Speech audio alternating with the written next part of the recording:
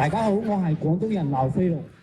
今日我好榮幸再次作為閱讀人士，受邀參加阿姆斯特丹東突厥斯坦獨立日集會活動。同時，我亦帶住200幾位香港推特網友對維吾爾人以及東突厥斯坦獨立嘅支持嚟參加今次集會。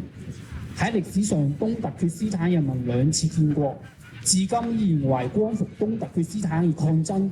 佢哋呢種堅持嘅精神係好值得我哋廣東人去學習。我哋廣東獨派同香港獨派對中共喺東突厥斯坦實行嘅種族清洗、種族滅絕同文化清洗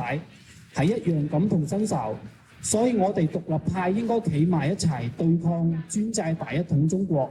一齊尋求我哋各自民族嘅自主同獨立，呢個係我哋唯一嘅出路。所以我哋獨派係絕對唔會悼念所謂中共前總理李克強，呢個撲街係維吾爾種族滅絕政策最大嘅幫兇，係直接嘅政策設計者同執行者。當然啦，最大嘅主犯係習近平呢個冚家產。同樣，我哋廣東人亦唔會悼念所謂嘅中共前總理趙紫陽，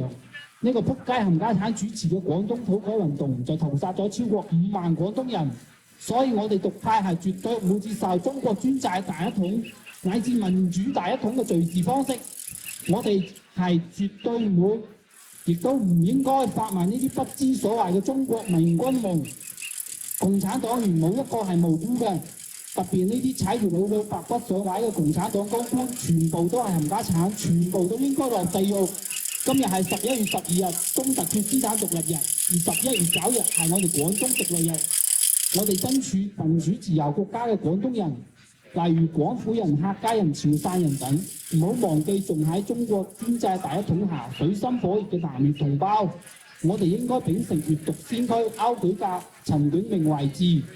同香港人、維吾爾人一同攜手並肩，一同為脫離中國專制統治、建立我哋有民族自主、有民族尊嚴嘅國家而奮鬥。Long live the unconflict from Catalonia, Hong Kong and Uzbekistan. Thank you, Pedro.